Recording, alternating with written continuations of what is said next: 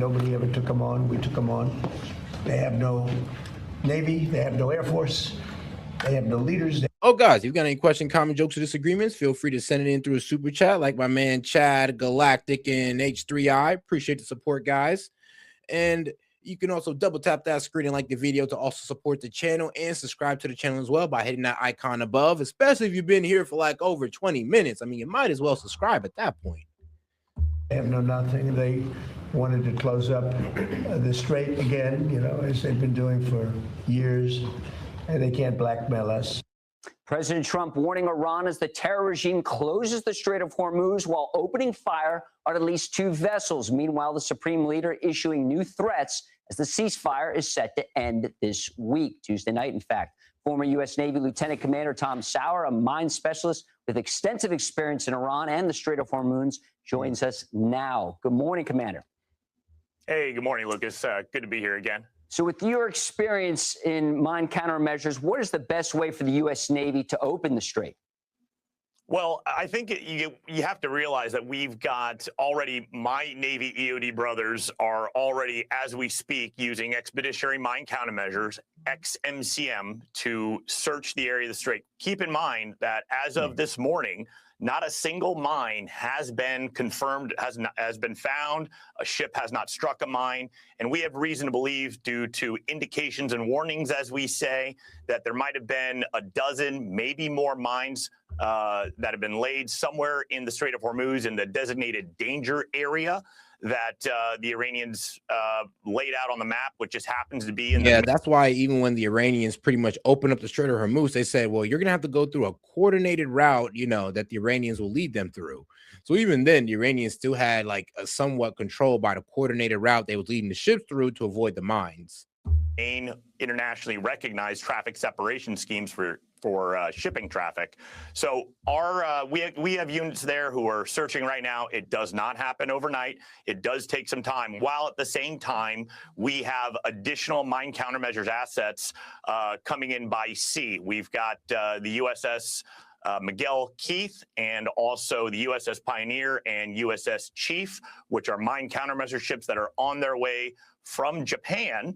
It takes a while for them to get there, but they'll be on there for the more robust mine clearing. So that's how we're going to take care of that situation. But it really just comes down to now, the president's absolutely correct. The Iranians are being cute, as he says, and also keep in mind that we took out their Navy, their Air Force, all their mine laying, or all their significant mine laying capability.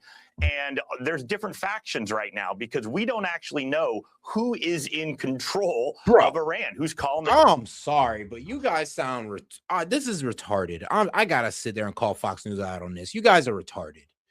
No, you know damn well there is no type of confliction going on within the Iranian regime, because, like, I'm sorry, you're pretty much saying, oh, well, they closed the Strait of Hormuz even though the Iranian foreign minister said they'd keep it open. Yeah, that's after you. And guess what? You know what happened after that? You told them to F off. We're not gonna release the blockade on your ports. We told Iran that we're not going to release the blockade on their ports. We're going to stop their ships while letting other ships through. You didn't think they were going to lock down the Strait over that? And now because they locked down the Strait, now you guys are over here trying to spin it as, well, they said they were going to open it and now they closed it. There must be some kind of conflict going on, guys. There's still hope for revolution, you delusional bastards. Like, Jesus Christ. Man, God help y'all.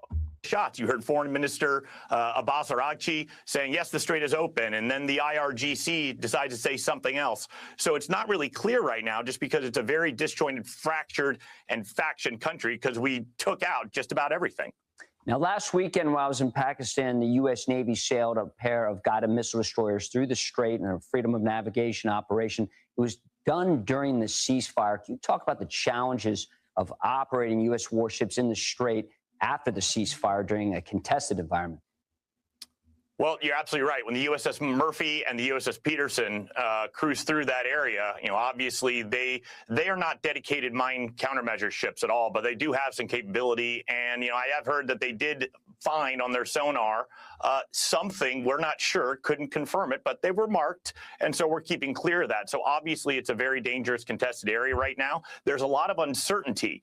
but it takes time, and we're eventually going to be able to search all that. And furthermore, those ships are there to enforce the blockade on Iran. Keep in mind, it is not a blockade on the Strait of Hormuz, but instead on all Iranian ports. And anyone seen that's violating. And that was the problem. So when they sit there and they try to lie to you guys, talk about this type of conflict in Iran through their leadership because, oh, the closure of the strait. No, they're admitting it themselves. The reason why they closed the strait is because the blockade that the U.S. imposed was letting out every other ship but Iran while blockading Iran's ports. So you thought they were just going to sit there and accept that? And because they didn't sit there and accept that, now y'all got to sit there and lie to the good American people talking about, oh, there might be some type of conflict inside their leadership. Oh my goodness. Oh my goodness. Come on. That blockade will be interdicted by the U.S. Navy because there are thousands of Marines who are floating outside of the Strait of Hormuz that would love the opportunity to get some work in. You talk about the challenges. I sure do indeed. Can you talk about the challenges of going against those IRG small boats? Yes, President Trump claims that Iran's Navy's been destroyed, but the IRGC has a lot of those little gunboats sailing around the Strait of Hormuz, and one of them even opened fire on that Iranian tanker. Yeah, that's it's funny right. Now that Fox News is admitting that after, didn't Donald Trump say that they destroyed their Navy? Does that include speedboats as well? Any type of vessels? So I guess that was a lie as well that Fox News is finally admitting to. I guess we didn't destroy all of their Navy. So those are what we call the Gashti class boats. And what these really are is just think of it like a Boston whaler or like a fiberglass speedboat with outboard motors that just happen to have a machine gun or a small rocket launcher on there. And the thing is like you can detect those ships by radar. Yeah, guys, make sure to double tap that screen and like the video, guys. It's free. So make sure to double tap that screen. Let's get these likes up. Let's push the channel into the algorithm. And also subscribe to the channel while you're at it, guys. So go ahead and hit that icon above. Hit that up there and subscribe to the channel. If any question, comment, jokes, or disagreements, go ahead and you can either send it in through a Venmo or a super chat. Appreciate the support, guys. Let's get right into it. But you can't confirm what they are until you're really within visual range. So that's why we've got tons of ISR everywhere. But it's also very difficult to determine until you're right on top of them. Hey, is that a civilian fishing boat? Is that some sort of, non-military one? So it really does come down to, nuisance and harassment attacks by these ships, but they don't stand any real threat to American forces. But obviously, it's a harassment and nuisance, quite frankly, to shipping traffic, which is part of the shipping traffic and the insurance companies who don't want to insure the boats going through the strait. So there's that as well. Reason why it's it's slowing things down. This is all part of the plan. It was this is something that we knew would happen, and this is part of our calculated risk. But I don't think anyone has any real doubt of the outcome, that we can suffer a lot more of pain than the Iranians have. Well, I saw those gunboats while transiting the Strait of Hormuz myself about a decade ago. Thank you so much, Commander Sauer. Appreciate your insight. Thanks so much for having me, Lucas. Well, let's get back to the AI AI spoke with President Trump for about 20 minutes. All right, let's get back to that AI telly video about pretty much how Iran is effectively closing the Strait of Hormuz. Let's get to it right here. There's a lot of ways they're doing it. Should I start the video over? F it. So let's look at exactly how Iran used these gunboats and anti-ship missiles to close the Strait of Hormuz. It all started deep within the transit lanes. According to alerts issued by the United Kingdom Maritime Trade Operations Center, a merchant tanker was navigating the waters roughly 20 nautical miles northeast of Oman. The ship's master reported being approached by two gunboats belonging to the Islamic Revolutionary Guard Corps, the IRGC. But here is the crucial detail. The IRGC vessels didn't issue a standard VHF radio challenge. There was absolutely no warning.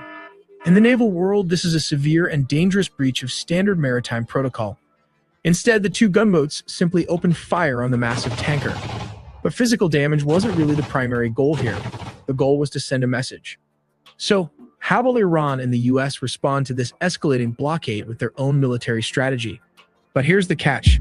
Iran is just a small regional power, and they're trying to enforce a blockade against the world's most advanced navy. Well, Iran's strategy isn't to face the US head-on. It is to rely on asymmetric warfare. Take this for example. These two civilian ships are sailing near an aircraft carrier. Everything looks completely normal. But then, with the press of a button, the shipping container doors opens up and out comes a missile. These are the self-made Iranian anti-ship missiles, which can still pack a punch.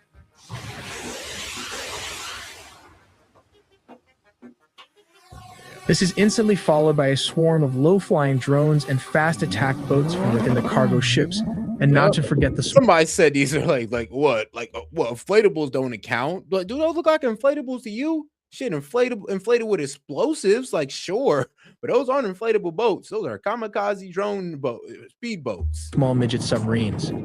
These submarines can launch torpedoes at the same time.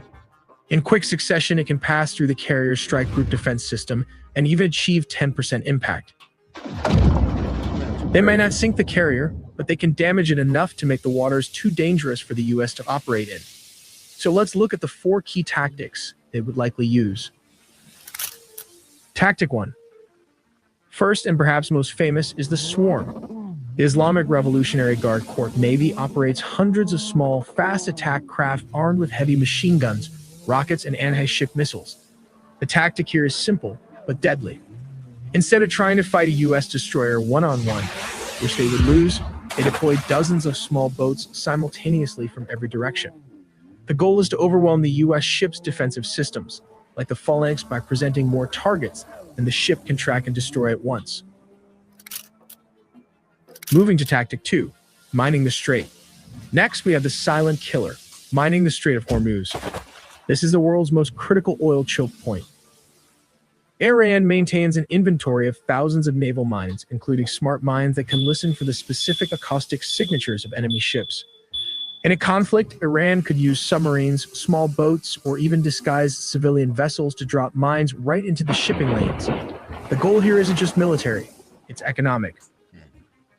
This would deny the US Navy safe passage and immediately spike global oil prices, inflicting massive economic pain on the US and its allies.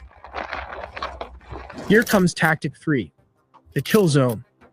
Third is the geographic advantage, coastal missile batteries. The Iranian coastline is mountainous and rugged, perfect cover for mobile missile launchers. The regime also employs shoot-and-scoot tactics using truck-mounted cruise and ballistic missiles. They fire a missile and immediately move to a new hiding spot before the US can strike back. This effectively turns the Gulf into a kill zone, where US ships are under constant threat of fire from land with nowhere to hide. Tactic 4. We have the ambush threat, midget submarines. The Persian Gulf is actually quite shallow, which makes it difficult for massive US nuclear submarines to operate. However, it is perfect for Iran's fleet of diesel-electric mini-subs, like the Ghadar class. These small subs can sit silently on the seafloor, waiting for a target to pass over. You know what's so crazy is, like, first off, I remember when I was surprised that these guys had these drone speedboats. Now you're telling me they got these little miniature subs and all this good stuff. It's like, well, I see why. I see why there's a lot of war propaganda. They try to hide this from you guys because they want you to believe that we're literally decimated all their naval capability, while they still got these drone speedboats and miniature submarines. Head before firing torpedoes. It's a surprise ambush tactic designed to damage high-value assets like carriers or destroyers while remaining almost impossible to detect by sonar.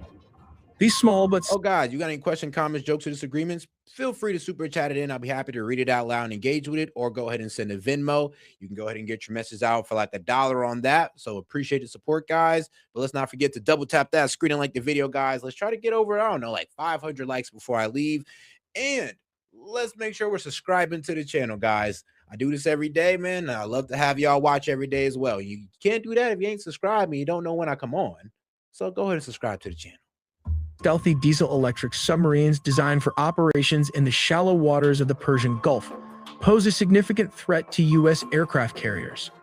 The Ghadar-class submarines, which are difficult to detect due to their small size and low acoustic signature, could position themselves in strategic locations near key naval choke points, such as the Strait of Hormuz. Equipped with heavyweight torpedoes and capable of deploying naval mines, these submarines could launch surprise attacks on U.S. aircraft carriers. By waiting in ambush near expected carrier movements, Ghadar-class submarines could fire a coordinated torpedo strike, targeting the hull and propulsion systems of U.S. carriers. A successful torpedo strike on an aircraft carrier could disable its flight deck operations, significantly reducing the U.S. Navy's ability to project air power in the region.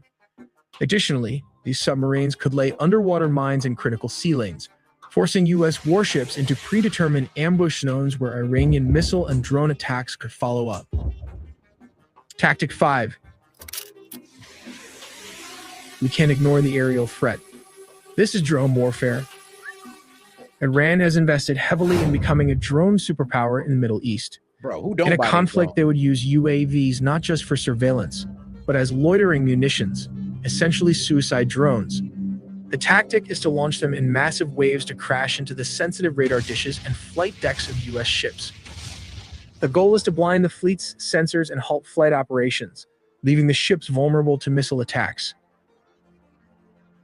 So how exactly would the U.S. enforce a blockade on top of an Iranian blockade in the Strait of Hormuz? Instead of risking massive aircraft carriers in such narrow waters, the Navy would rely on guided missile destroyers. They'd likely position one in the north, one in the center, and keep a third on standby as backup. But here is the major problem. Iran wouldn't just fight with missiles. They'd use sea mines. In this scenario, they could drop them all over the strait, with some even drifting into the waters of neighboring Arab countries. So how do you remove these sea mines? The answer is the literal combat ship. These vessels can launch unmanned surface vehicles to sweep the area. And when surface drones can't reach the deep minefields, the Navy launched the knife fish. This robotic submarine dives straight into the danger zone to hunt and identify buried mines, detonating them safely.